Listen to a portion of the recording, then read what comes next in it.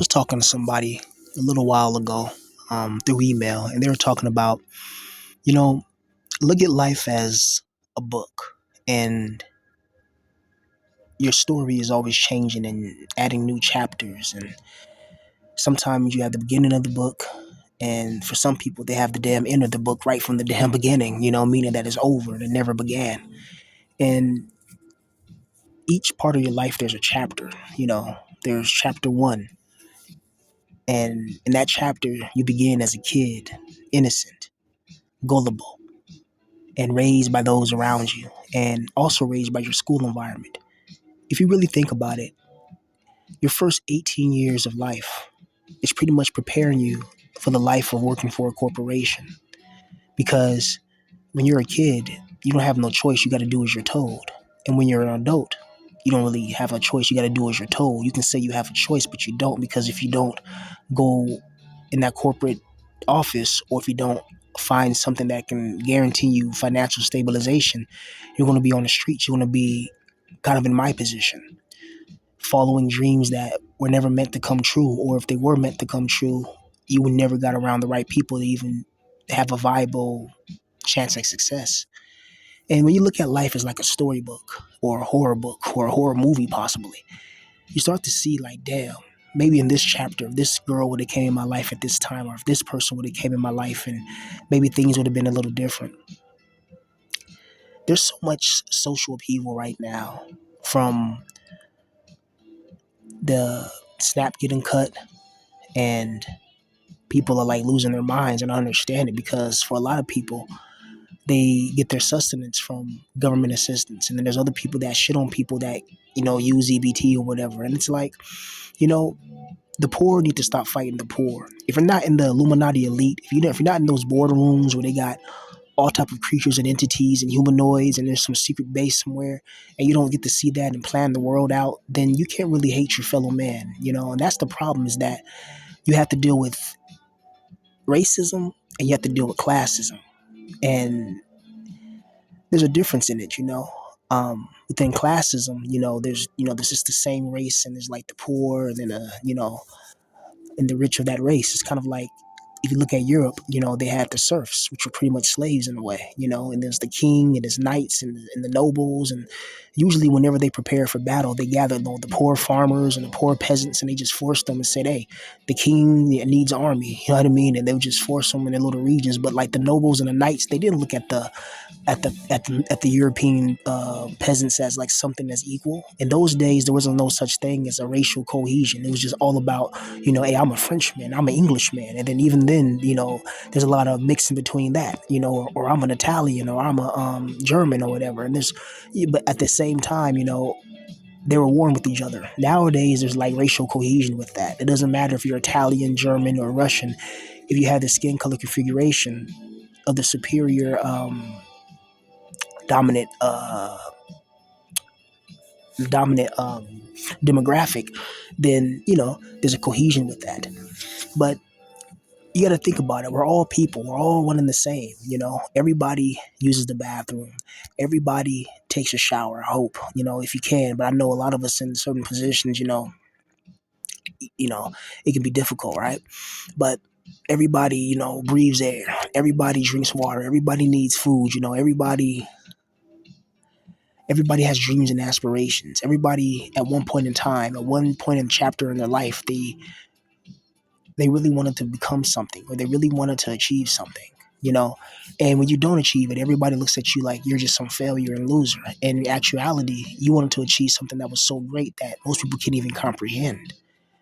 That's the thing about having big dreams and big ambitions. If you don't have the right type of connections around you, knowing the right people can get you very far in life. Point blank, period. I've seen it time and time and again. Like, I watch these documentaries, seeing like certain rappers, and how they start from zero, you know, and then they meet some person who like just has a lot of money, you know what I mean, or connections. Or if they don't have a lot of money, they know somebody that knows somebody that knows somebody, and they're able to get into the game, and their whole life changes because of that.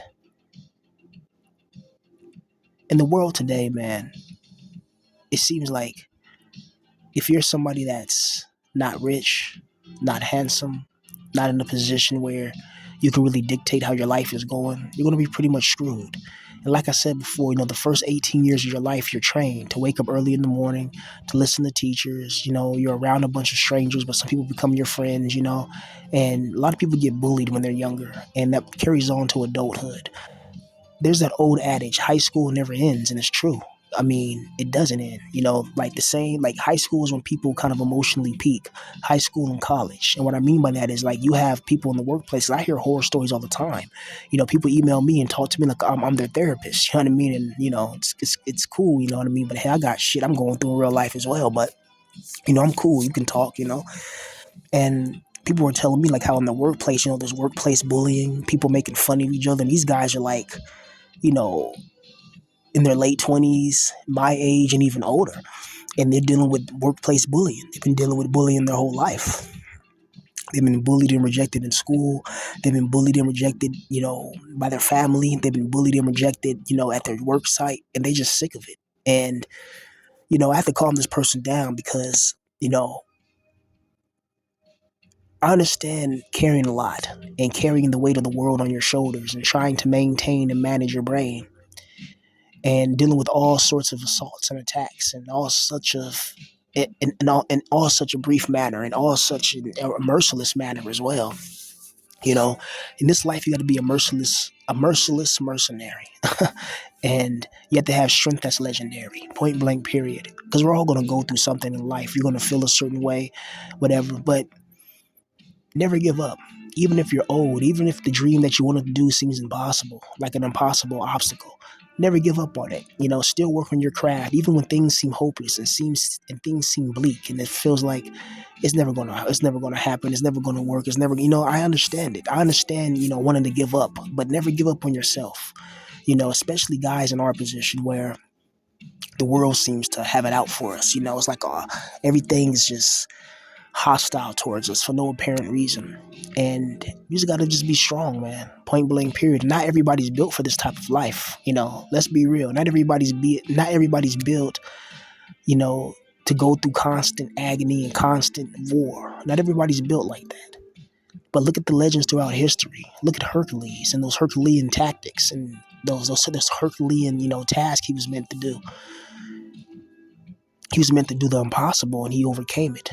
Even if it's just a myth or a legend to some people. But behind every single myth, there's a kernel and a tiny piece of truth, if not the whole damn truth. And if you look at that, you'll see that this world only rewards those who are vicious, sick, and twisted and merciless. Look at the people who run the world and the people on top. These people make billions and billions of dollars that they're going to cut, SNAP funding for people. But they're not going to cut no funding to Israel. They're going to give Israel all the millions and billions and trillions of dollars. You know what I mean? They're going to go and give the military-industrial complex even more billions of dollars so they can go and conquer the world even more. It's like they already have the world in their hands. And it's fascinating, man. It really is. How there's so much problems in the world. It's like the world was created to torment us. It was created to torment our soul. So much things can happen. You can lose people who you thought you would never, ever, ever lose. And I have somebody that's older, you know what I mean, that emails me from time to time. And this guy's like, I think he's like in his early 60s or whatever, but he said he found my channel because he said he was BP'd, before, like he's been BP since like, the 70s or 80s or whatever. I'm like, damn. And he was just telling me, how in this life, man, like when you get older, it gets even worse when you're not in a good position, especially when it comes to dating, when it comes to financial instability, when it comes to mental and egregious thoughts that enter your head. You got to be a real strong warrior. And a lot of times in this life, you're going to be picked at, prodded at by your boss or life itself. Maybe life doesn't want certain people to achieve certain things. And who controls that? Who governs that? I remember, I think it was God of War 2. And I remember Kratos fought, like, I think they were called the Sisters of Fate, something like that. And they kind of control the strings of fate. Like they control like men, like who died and who this. They control people's lives, and they could like just cut a string of fate or whatever and kill somebody or change their whole trajectory in life. And then they tried to trick Kratos. Like they created this false world for Kratos, and they showed Kratos' wife and his daughter. If you know anything about the God of War lore, Kratos pretty much snapped because I think it was the God of War Ares. He wanted to turn Kratos into an ultimate, weapon of war. So one day on the battlefield, as Kratos was going to lose the battle, he called out and said, Ares! And Ares came and boom, defeated his enemies. Then he became a servant of Ares. But Ares had Kratos in a bloodthirsty rage, neutralize his wife and his daughter, the two things he loved the most in the world. And after that, Kratos really became unhinged and crazy. Then eventually he defeated Ares and became the new God of War. But in God of War 2, I believe it was God of War 2, yeah, you fight the Sisters of Fate, and they create this illusion, this illusionary world where they ease Kratos' mind because he was becoming too powerful. And he sees his wife and his daughter, and he's hugging them, and he kisses his wife, and he's like, man, this, like, you can say he's getting happy. Then he realizes this is not real. They're gone. And then his rage burns, and he breaks through he breaks through the little image, he breaks through the illusion. And then the Sisters of Fate are terrified.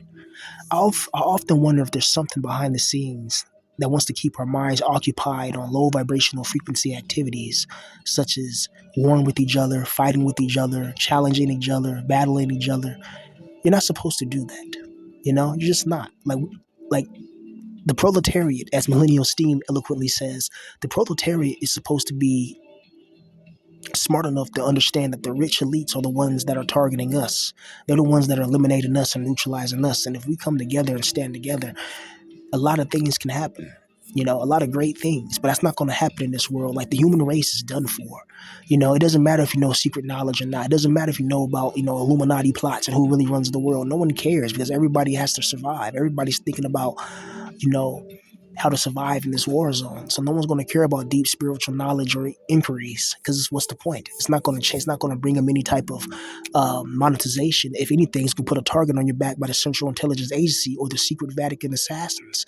In case anybody doesn't know, the Vatican has their own little private assassin group, kind of like the mafia. You know how the mafia have hitmen, the Vatican has their own private assassins. They call Vatican assassins. Seriously, the Vatican is not some innocent thing. They have a Vatican library which hides ancient texts, ancient knowledge that they don't tell the world because a lot of those books and texts, they tell a totally different story of the history of the world than what we're told in school. So in order to keep control over our minds and spirits, they don't show that information. They hide it, you know? And they tell you what history was. Now, remember this, history is written by the victors, point blank, period. If the Führer would have won World War II, you know, which the Jays would never allow, but if the Führer would have won, a lot of us would be speaking German, and a lot of us probably wouldn't even be here. But at the same time, if you look at what Europe has become now, and you see it, you're like, wow, you know, the culture, the art, all of it's being like, let me be careful.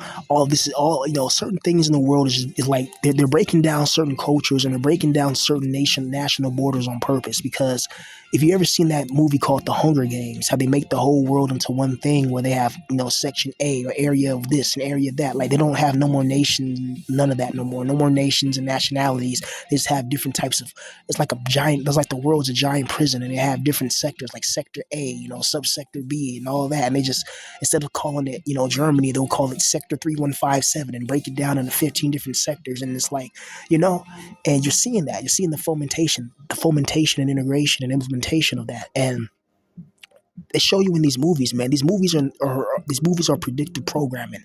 Hollywood does three things. Hollywood shows you what they've done, what they're doing, and what they're going to do in the future through these movies. Point blank, period. And you have to understand that. But yeah, that's enough for me. I just want to get a little talk out, you know what I mean? A little something on my mind, and I hope you guys have a good weekend, man. I'm still fighting the battle of Stalingrad, sci-fi Stalingrad, man, and it's, but I'm gonna be okay, man. I got mental fortitude, and even through egregious situations, I'm still gonna be, rapping, making beats, and making these videos for you guys to get through this hell that we call life, man.